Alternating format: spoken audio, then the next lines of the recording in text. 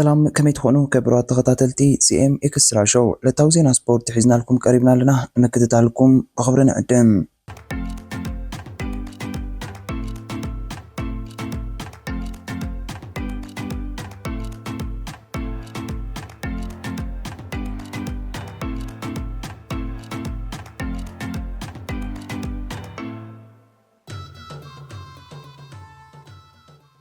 لوم عمت نمبل 200 جزء استغاد نحد مع التوردر ميلان ترينو بعوت مكسيكاوي اباليو اي إيسا ديل تورو تزازمو ابزا ودر تقدم 274 كيلومتر شفنت ودريم اكايدوم ابزا عمت ابولس كمنا كم زلو زنقرلو إيسا ديل تورو دما ودر بسس ساعه 55 دقيقه 40 ساعه كاليتم بمزام عوت ميلانو ترينو كوينو بريطاناوي ابال تيم فيزما بين تولت بحنتي كاليت دحرو كالاي نرويجاوي توبياس هالاند جونسون دما بجعت كاليت دحرو سايتر تحزوم ابزو ودر تسميلوم زوعلو ابال جاباناويت كلب جي سي ال نهم زراي عدو مساكا بعود نايز ودر ديل ترو بدقيقه شمون تكاليت اندحرو مبل 20 ترتاب محاز بلو درجه بلوز بقعتنا انصباريقو مسناي ترينو اندارتيكو دخامونا ابزو ودر زاتو تشامبيون ارترا ابال موفي ستار نات نايل تسفازين اكش دما بحمشه دقيقه 50 كاليت اندحرو مبل 8 ترتحزو ودرو زازيمو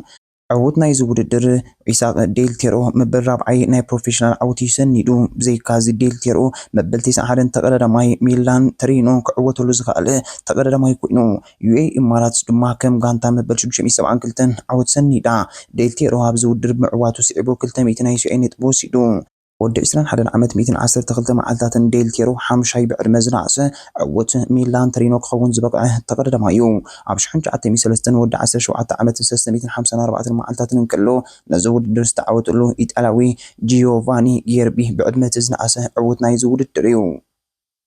ابز حلفو كلتا ودرات باريس نيسترنو اندارتيكون قلبه إنوس دقما عبلاليت كويناك توتسينا تعزيمنا ابترينو اندارتيكون تودر كاب قداميت مدرك سوازي ما مزازميت مدرك من قدي فليبو غانا مري حتو امود اتادما اتي إيطالياو تقلل ماي كلاي ترتحيزو ودرو زازيمو اباريس دما زاغانتا حنت كابتن ابطفت زواسا زنبرا دارغا اب كل نعق مدرخات تقددمتي امد كعتات كساتفو اب عين اتيوم امود اتادما من قد هولنداوي عرب سمان ناي مدرك عوت كتغونا صفن كلا قبلص حسرت ناي تودد دما سلستيتيا ዛ حج زلا انيس تابر سمنه كريس فروم زنبرت انيس ايكونتن يكون برنابت غزيت تملس زلا تملس فيليبو غانا دحريتر نو اندارتيكو نهلو كنتات كلوب ماملكيتو ابزاو مغلصي كم غانتا دغيما قصر حد غانتا ني عالم كنكونينا نسرح زلنا نويح منقد يون غزيون زوسديو غن كنما حيشن ابزلا على بركنديبن كنقالسينا نويح عمتي صبينا لو يكون ግን ብዙሕ ጀሚርና ያለና ክብል ገሊጹሎ امناي زحلفه تحستونا كم زحبرناكم ابال انتر مارش ايرتراو بنيام غرماي كلاي ولادون محقافا بسمرا دحر مورحو ابتزمت قدام 22 مغابي زكير ناي زعمت فلامي ناي مونيمنت ود مستافنا كلوبو تمليسلو بلجيماويت كلب انتر مارش ابتناي قدام حرامز قدم مشكلتا زراخ بوددر كاب تعواتي قطاليا ماليا زور فرنسا بنيام غرماي تسبيتال عليو زاغيتاب زدحو سلسته وحت العلو زلو زر فرنسا بنيام غرماي يكون انتر مارش زخونه ناي مدرخ عوتاي سندون اتزبلص درجه ناي زاغانتا ناي بنيام ابتي بورتوغال سخير فولتا الجربه ببنيان غرماي ستحزناي كالاي ترتابوت ايو بدحر زياب زنبرو استوسنون حرم على ودات كم ترينو اندارتيكون زامسلو مدركات زحقفون ودات بنيام ناب ايرترا دحر مغاشو كاب كالندر بنيام غرماي زلغسو وداتيوم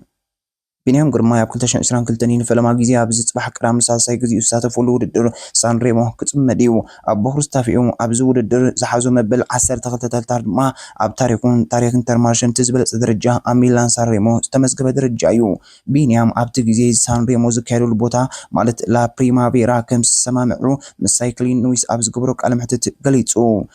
بنيام ابتي غزي سان ريمو بزعبا نفس خات مرصلا موچون بوتان بزعبا يغارنيو اب غلغات اميتات نفسي حتى بزي تردان مغنيات نفسي اب صبو بوتا يزرخبا توبو ترايك بزكل اب كمز امسله مودادر بوتا ابي اب ارترا زكايدو درات دارغا كلهم كم ناي بلجيم ودراتيوم انغولوتات يمان صغام ناشتو صرغاتات كومو دما كل غزي اوش تختماينا نودادر كم بوجيوز امسله قلقلون الونا تخزبل قلقل يبلنان كل غزي نيمان صغامنا تطواخات وردوم اب كمز امسل بوتا يلم زكايد سلازي سان ريمون عيد صغما يكونن قبل ابوانو غليصو نيرو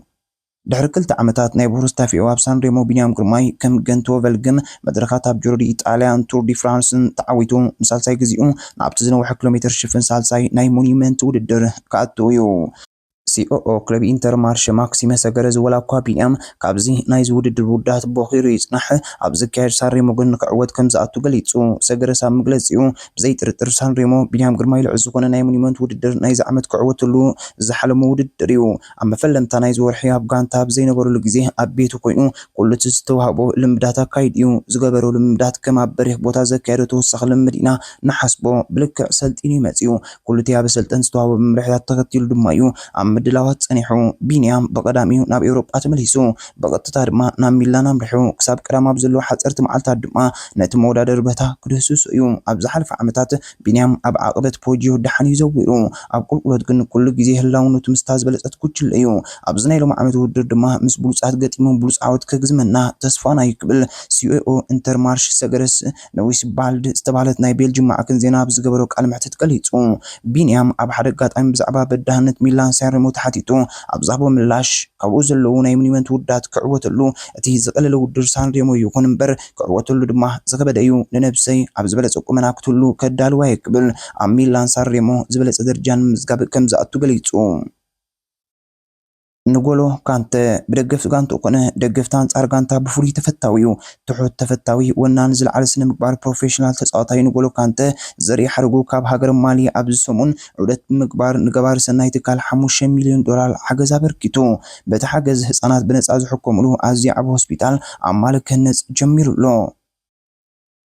ኣብ ዓመት ዕብየት ኣብ ዞባ ምውራድ ዝርከባ ክለባት ፕሪምየር ሊግ እንግሊዝ ካብ ካልኦት ሊጋት ፍልይ ዝገብሮ ነገር እንተሃልዩ ቻምፒየን ዝኾነት ክለብ ኣብ መድረክ ኤውሮጳ ዝሳተፉ ክለባት ከምኡውን ናብ ታሕተዎት ሊጋት ንከይትወርዱ ዝቃለሳ ክለባት ክሳብ መወዳእታ ናይ ዓመት ስፖርት ዘይምፍላጥ እዩ እንተኾነ ኣብዚ ናይ ሎሚ ዓመት ስፖርት 2024-2025 ናብ ታሕተዎት ሊግ ዝወርዳ ክለባት እናተፈልጣ ይመጻ ኣለዋ ሳውዝሃምፕተን ሌስተር ሲቲን ኢፕስዊች ታውንን ናብ ፕሪምየር ሊግ ኣብ ዝኣትዋሉ ዓመት ናብ ታሕተዋይ ፕሪምየር ሊግ ኮካ-ኮላ ቻምፒየንሺፕ ዝወርዳ ክለባትን ዝመስላ ሌስተር ሲቲን ሳውዝሃምፕተን ኣብ 2023 ካብ ፕሪምየር ሊግ ድሕሪ ምውራድን ኣብ ዓመትን ናብ ፕሪምየር ሊግ ምምላስን ዓብይ ኣድናቆትን ረኺበን ኣብዚ ሕጂ እዋን ድማ ዘን ክለባት ኣብ ኣፋፌት ዞባ ናይ ምውራድ ቀጠና ይርከባ ድሕሪ 22 ዓመታት ናብ ፕሪምየር ሊግ ዝተመለሰት ኢፕስዊች ታውን እውን ኣብታ ዝኣትወላ ዓመት ናብ ዝለመደቶ ታሕተዋይ ሊግ ክትምለስ ዘይተርፍ ይመስል ሳውዝሃምፕተን ኣብ ፕሪምየር ሊግ 29 ፀወታታት ብምክያድ ኣብ ክልተ ጥራያት ዓዊታ ኣብ 3 ማዕረ ተፈላለያ ኣብ 24 ፀወታታት ድማ ተሳዒራ 49 ናይ ሸቶታት ዕዳ ተሸኪማ ብ9 ነጥቢ ኣብ መበል ደረጃ ሰሌዳ ሊግ ትርከብ ሌስተር ሲቲ ካብ 29 ፀወታታት ኣብ 4 ዓወት ኣብ 5 ማዕረ 20 ድማ ተሳዒራ ናይ 40 ሸቶታት ዕዳ ተሰኪማ ብ17 ነጥቢ ኣብ መበል 19 ደረጃ ኣብ ናይ ምውራድ ቀጠና ትርከብ ኢፕስዊች ታውን ካብ ዝሓለፉ 29 ፀወታታት 3 ፀወታታት ጥራያ ተዓዊታ ኣብ 8 ፀወታታት ማዕረ ተፈላለያ 18 ድማ ተሳዒራ ኢፕስዊች ታውን ካብ 29 ፀወታታት 34 ሸቶታት ዕዳ ተሸኪማ 17 ነጥቢ ድማ ምስ ሌስተር ሲቲ ተመሳሳሊ ነጥቢ ብምውላል ኣብ ደረጃ ናይ ምውራድ ዞባ ትርከብ ኣብ መበል 17 ደረጃ ትርከብ ወልቭዝ 26 ነጥቢ ብምእካብ ሌስተር ሲቲን ኢፕስዊችን ብ9 ነጥቢ ቀዲማ ኣብ ፕሪምየር ሊግ 9 ፀወታታት ተሪፉ ኣሎ እዚ ድማ ሳውዝሃምፕተን ሌስተር ሲቲ ኢፕስዊች ታውንን ናይ መድሓን ዕድለን ፀቢብ ይገብሮ ኣብ ዝሓለፈ እዋን ኣብ ርእሲ ውድድር ዋንጫ ምውራድ ንምድሓን ዝግበር ዝነበረ ቃልሲ ፍሉይ ትርኢት ናይቲ ሊግ ነይሩ ሎሚ ዓመት ግን መሳጥ ዘብል ኣይኮነን ውድድር ቻምፒየን ፕሪምየር ሊግ መን ትዕወት ዝብል ድማ ተወዲዶ ክንብል ንኽእል ዝተረፉ ፀወታታት ሁሉ ኩነታት ክለብ ሊቨርፑል ኣብ ግምት ብምእታው ሊቨርፑል ዋንጫ ትዕወት ዶ ሉካ ሞድሪች ኣብ ማድሪድ ክጸንሕ ይደሊ ክሮሻዊ ካፋል ሉካ ሞድሪች ኣብ ክለብ ሪያል ማድሪድ ክጸንሕ ድሌት ከም ዘለዎ ገሊጹ ወዲ 39 ዓመት ሉካ ሞድሪች ኣብ ዝመጽእ ዓመት ኣብ ቀዳሚት ጋንታ ሪያል ማድሪድ ክጸንሕ ድሌት ከም ዘለዎ ይግለጽ ሉካ ሞድሪች ካብ ዝተፈላለዩ ክለባት ብዓቢ ገንዘባዊ ዝውውር ንዝቀርበሉ ዕድመ ከም ዝነጽጎን ኣብ ሎስ ብላንኮስ ክጸንሕ ከም ዝመረጸን ይግለጽ ብራዚላዊ ተኸላኻሊ ኣርሰናል ስዑዳዊ ክለብ ኣልነስር ንብሉጽ ተኸላኻሊ ክለብ ኣርሰናል ጋብሪኤል ማጋልሃይስ ካብ ኢማራትስ ናብ ስዑድ ዓረብ ንምስጋር ኣብ መስኮት ዝውውር ክራማዶ ናይ መጀመርያ ዝርብ ተኻይዳ ኣላ ኣርሰናል ትሕቲ 100 ሚልዮን ዩሮ ጋብሪኤል ማጋልሃስ ዝቐርብ ዕድመ ኣብ ግምት ከም ዘይተኣቱን ሓያል ክለብ ድማ ማጋልሃስ ኣብ ኣርሰናል ዘለዎ ውዕል ተወሳኺ ዓመት ከናውሕ እዩ سعوداويت كلب آل نصر نماغالهاز 20 مليون باوند عمتاو رموز بزيك تاكس كتكفلو زد ما كابتي اب ارسنال زرخبو ገንዘብ بسلست عصفي زايد زحبريتا بوكيل بي بي سبورت غازيت انيا بين جاكوبس تزرقحيو ፖቾቲኖ ናብ ቶተንሃም ዝምለስ ኮይኑ ይስምዓኒ። ኣርጀንቲናዊ ሰልጣን ማውሪሲዮ ፖቾቲኖ ኣብ ዝመጽእ ናይ ስራሕ መደባቱ ናብ ናይ ቀደም ጋንቱ ቶተንሃም ክምለስ ከም ዝደሊ ገሊጹ። ን6 ዓመታት ኣብ ቶተንሃም ዝጸንሐ ሰልጣኒ ማውሪሲዮ ፖቾቲኖ ድሕሪ ዝኩሉ ዓመታት ሕጂ እውን ናብ ቶተንሃም ክምለስ እየ ዝደሊ ኢሉ። ኣሰልጣኒ ማውሪሲዮ ፖቾቲኖ ካብ ቶተንሃም ክወጽእ ከሎ ናብታ ክለብ ክምለስ ምዃኑ ገሊጹ ምንባሩ እውን ይፍለጥ። ኣሰልጣኒ ማውሪሲዮ ፖቾቲኖ ኣብዚ ሕጂ እዋን ሃገራዊት ጋንታ ኣሜሪካ የሰልጥን ኣሎ። ስፖርት በታሪክ መበቆል ቀያሕቲ ኣብ ከተማ ሊቨርፑል ዝነበረ ጆን ሆልዲንግ ዝተባሃለ ነጋዳይን ፖለቲከኛን ይሩ ካብ 1882 ዓመተ ምህረት ጀሚሩ ፕሬዚደንት ኤቨርተን ኮይኑ ነታ ክለብ ክመርሓ ጀሚሩ ጸወታ ብዝህልወሉ እዋን ዝፍጠር ናይ ዓውታ ድምጽ ዝተረበሹ ኣብ ካብ ዝቕመጡታ ክለብ በክራይ መልክዕ ዝጥቀመሉ ቦታ ንኽለቅቕ ብምግዳዶም ካብ 1884 ዓመተ ምህረት ጀሚሮም ኣብ አንፊልድ ሮድ ዝርከብ ሜዳ ተኻሪ ክጻወት ጀሚሩ ጆን ሆልዲንግ ነቲ ቦታ ብምግዝኡ ናይ ክራይ ክፍሊት ፕሬዚደንት ክኸፍል ግድ ኮይኑዎ ጆን ሆልዲንግ ካብ 1890 ጀሚሩ ክራይ ገዛ 150 ሚእታዊ ስለ ዝወሰኸ ኣከታ ክለብ ረብሓታቶም የቀድሙ ከም ዘለዎ ብዝብል ጥርዓናት ኣልዒሉ ኩማጎት ጀመረ። ብ15 መጋቢት 1892 ዓመተ ምህረት ቅድሚ 133 ዓመታት ካብ ክራይ መሬት ተወሰኸ ኣታዊ ንምርካብ ኤቨርተን ኣትሌቲክ ትበሃል ክለብ መስሪቱ። እቲ ውጥን ነዛ ሓዳስ ተመሰረት ክለብ ኤቨርተን ንምትካእ ተወዳዳሪት ሊግ ንምግባር ነይሩ። ማሕበር ኩዕሶ እግሪ እንግሊዝ ግን ነታ ክለብ ስማ ክትቀይር ስለ ዝገደዳ ስማ ናብ ክለብ ኩዕሶ እግሪ ሊቨርፑል ብሰለስተ ሰነ 1892 ቀይራቶ። ከም ውጽኢት ድማ 3 ሰነ ወግዓዊ ምስራታ ክለብ ኮይኑ ተመዝጊቡሎ። ኤቨርተን መወዳእታ ግዜ ኣብ አንፊልድ ሮድ ቅድሚ ናብ ጉዲሰን ፓርክ ምግዓዛ ብ18 ሚያዝያ 1892 ተጻዊታ። ናይ ሎማ ዓመት ዋንጫ ፕሪምየር ሊግ ተዓትር ኣብ ኣፋፌት ትርከብ ዓባይ ክለብ ሊቨርፑል መበል 133 ዓመት ምስራታ ዝኽሪ ግዜ ምስ በጽሐ ክንዝክር ኢና። ሳዲዮ ማነ ኣብ ቻምፒየንስ ሊግ አንጻር ባርሴሎና ክንጻወት ከለና ምስ ብሉጽ ተጻዋታይ ዓለምና ገጥም ኣዝየ ተሓጒሰ ድሕሪ ጾታ ሜሲ ፍሽኽ እንዳበለ መጽኡ ብዛዕባ ኣብ ኣፍሪቃ ዝነበረን ህይወት ሓቲቱኒ ብዛዕባ ንእስነት ኣዕሊልና ብዛዕባ እቲ ኣብ ሕጻ ዝመልኦ ጎናታት ጥራይ እግሪ ኩዕሶ እግሪ ጻወት ከም ዝነበርኩ ኣዕሊልና ብኣኽብሮት ዝመልአ ኣዒንቱ ጠመተኒ ንሱ ድማ ነቶም ኣብኡ ዘለዉ ቆልዑ ክንሕግዞም ደልየ ኣለኹ ከመይ ገይረ ለውጢ ከምጽእ ከም ዝኽእል ንገረኒ ኢልኒ ትሕትንኡ ኣዝዩ ገረመኒ ብምክንያቱ ሜሲ ታሪክ ኩዕሶ እግሪ ዓለምና እዩ ከምኡ እውን ንኻልኦት محجواسون أزيج دس أبتهموتيا نايلين المسي بلوسنت أميدا وش زلوا عمودراي زي كونس كأميدا وتأزون نسفيحن عبلبون كم زلوا تردي يعني اللي مسي كرو عرفتير لأني ليونيل ميسي بسنك مارمتي كابرايد غانتا أرجنتينا وتأزقون ليونيل ميسي نابتا غرايد غانتا بزي متنبارو محبرا مرخ بوزهان كم زتحزنة قليتسو ኣብቲ አንጻር ብራዚልን ኡራጓይን ኣብ ዝካየዳ ግዳስ ጾታታት ክጻወት ብዘይምኽኣለይ ኣዝዩ ተሰሚዕንን ሓሪቀን ኣለኹ ክብል ሊዮነል መሲ ገሊጹ ወሲኹ ድማ ክጻወት ደሊ ነይረ ብሰንኪ ቀሊል ማህረምቲ ግን ዕረፍቲ ስለ ዘድልየኒ ኣብኡ ኩሉ ይከኣልኩን ኢሉ ክለብ ኢንተር ሚያሚ ብወገና ሊዮነል መሲ ናብ ሜዳ ዝምለሰሉ ካብ ክራማት ድሕሪ ምሕዋዩ ኣብ ዝገብሮ ምዕባለ ዝምርኮስ ምዃኑ ገሊጹ كله بقعة ليفربول عبز متى زلوا نايم السجار مسكوت وقتي نكلب ليفربول أزيو صعق خون مقانو عبز حج وان زغل كالزل حبريتا يحبر ليفربول عبز حج وان حزاتهم زلا تسعوتو عبز متى عمت سبورت ولا عبز متى عمت كجمر انتق عليه نسلست بولصات تسعات نايم فرام قديت هلوا انتخونا جن زاغان تافت إما بزي حزاتهم زلا تسعوتو كم زي تغسلين قال تسعات دما كاب ليفربول كم زوتون مستاغان تا زلوم قربت من جتات يرغاغصو ካብ ሊቨርፑል ክወፁ ዝነገረሎም ተጻወትቲ ዳርዊን ኑኔዝ፣ ዲያዝ፣ መሐመድ ሰላሕ፣ ኣሌክሳንደር ኣርኖልድ፣ ኬዮዛ፣ ቫን ዳይክ ምንዋሕ ውዕላይ ተረጋገፀን። ክለብ ሊቨርፑል ኣብ ዝውውር ክረማት ከተፈርሞም ዝግባእ ብዙሕ ተጻወትቲ ኣቀማምጦምን ተካእ መሐመድ ሰላሕ፣ ተካእ ዲያዝ፣ ተካእ ኑኔዝ፣ ተካእ ኬዮዛ ኣብ ካፋል መስመር ምክልኻልን ብድምር 4 ተቃዓቲ የድልያ